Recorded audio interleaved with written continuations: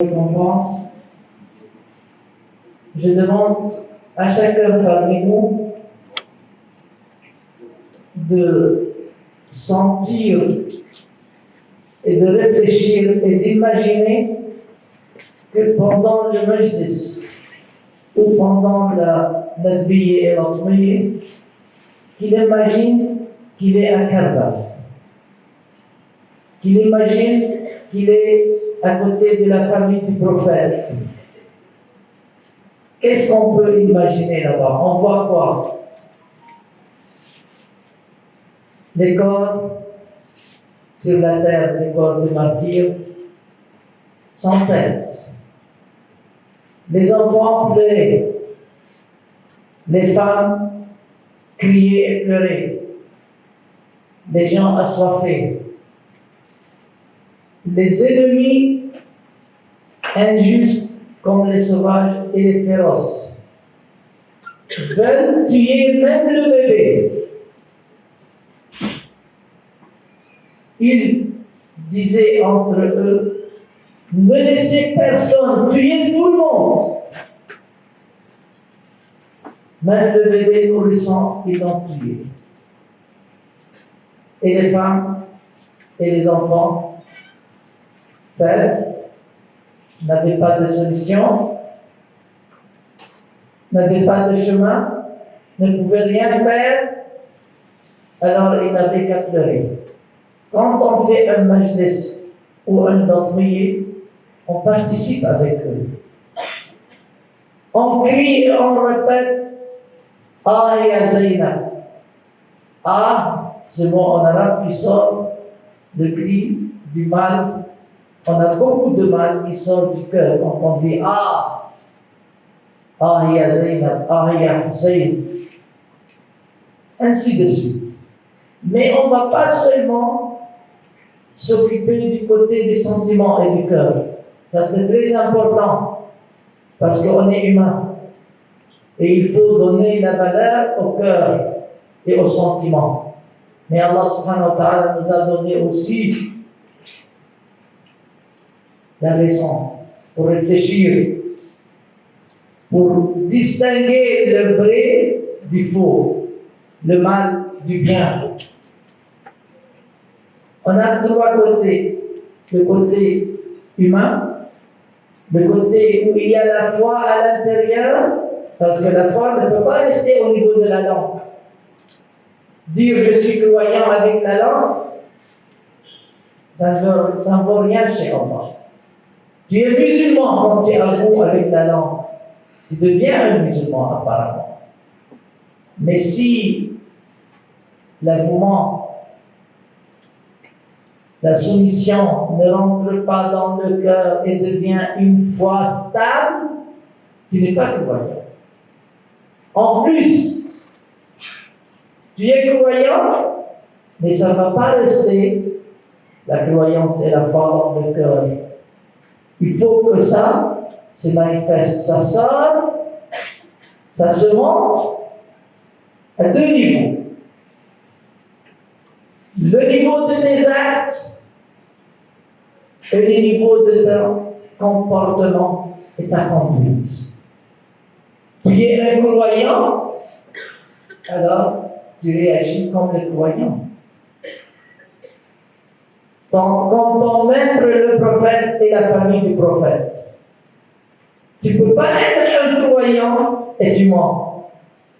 Tu ne peux pas être un croyant et tu voles. Tu ne peux pas être un croyant et tu bois.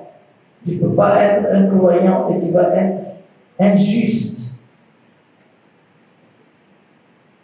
Un croyant qui va être respectueux, qui respecte les valeurs des personnes, les choses des autres.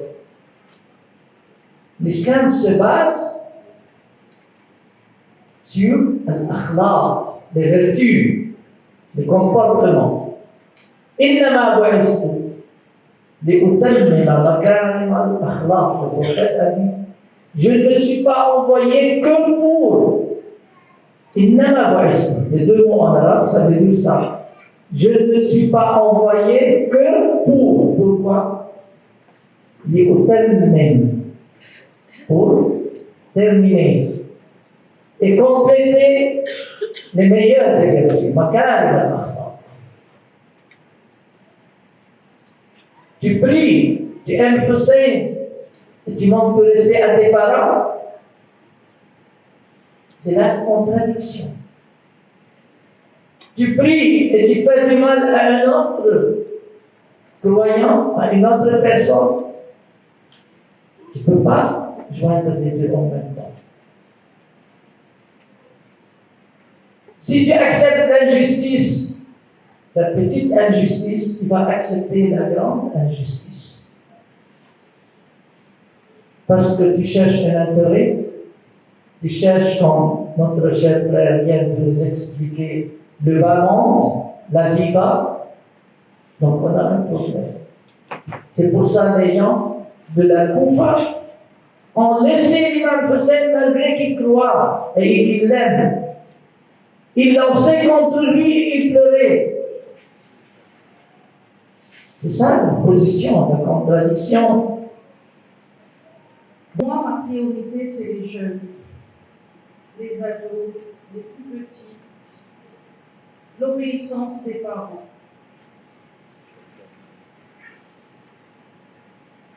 Agissons-nous comme il se doit envers nos parents? Combien de personnes pensent agir envers leurs parents correctement alors qu'ils ne savent même pas ce que c'est le bon comportement avec ses parents? L'obéissance aussi envers notre Seigneur. Dieu n'est pas satisfait de nous si nos parents ne sont pas satisfaits de nous.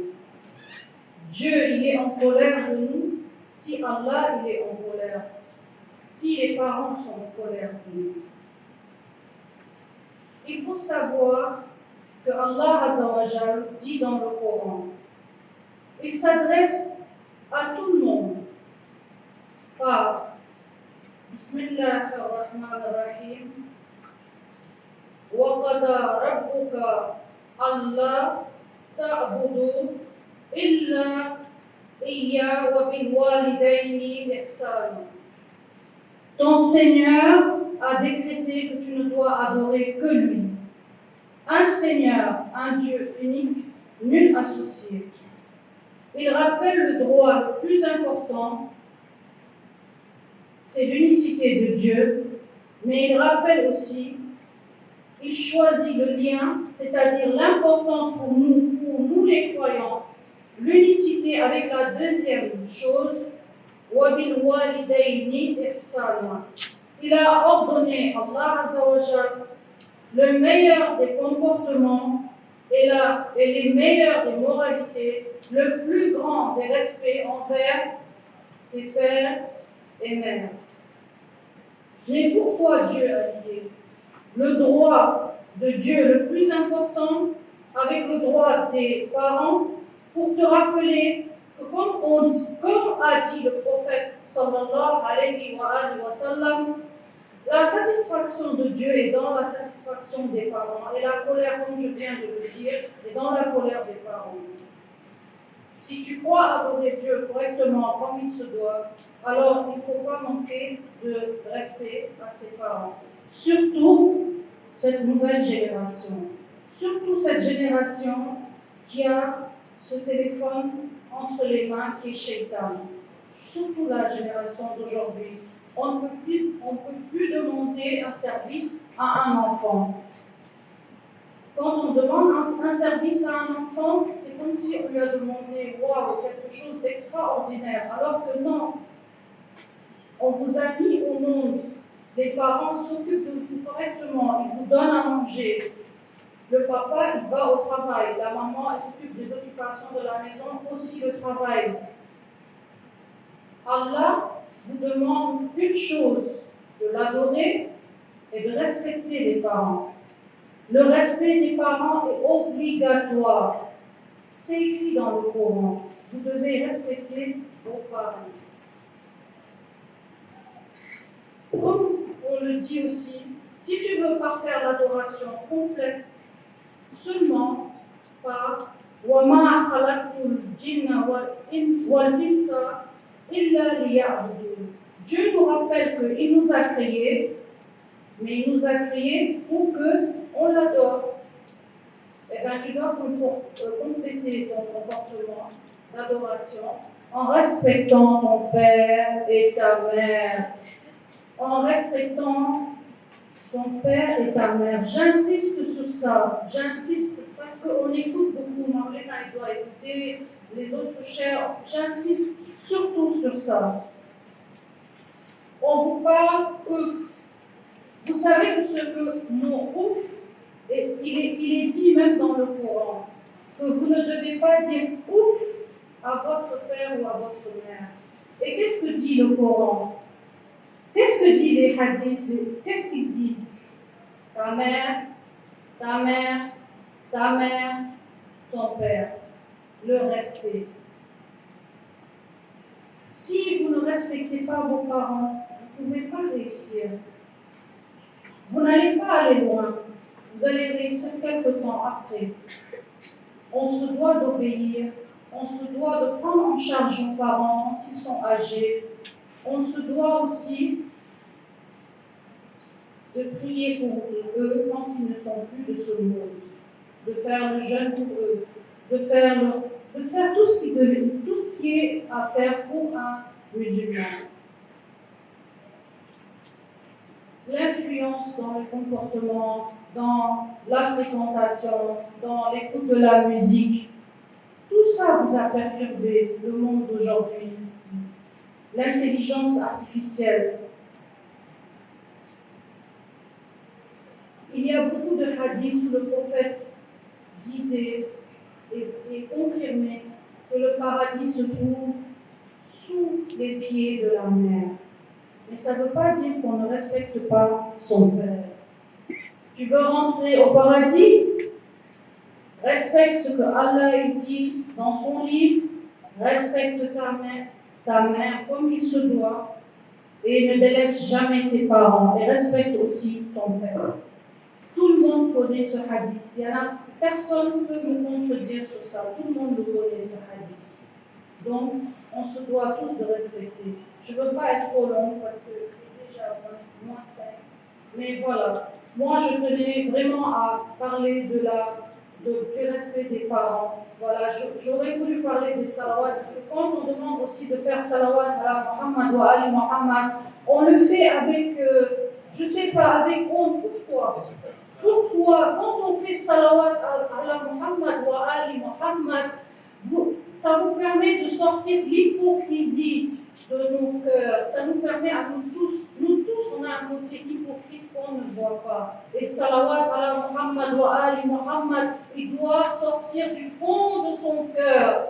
Et vous devez le faire à haute voix, ne pas avoir honte. Quand Maulana vous demande de réciter le Coran, vous savez que dans les majlis, il y a les anges qui assistent aux majlis. Il y a l'imam al-Mahdi, Ajalallahu ta'ala al-Faraj al-Sharif, qui assiste au majlis, Sayyidat Fatima Tazara. Pourquoi on a honte de venir de réciter le Coran ou de faire salawat ala Muhammad wa ali Muhammad? Il ne faut pas avoir honte de votre religion. Il ne faut pas avoir honte. Soyez fiers de votre religion. Et avec tout ça, je vous dis salam alaikum avec un salawat ala Muhammad wa ali Muhammad bi a'la aswatikum.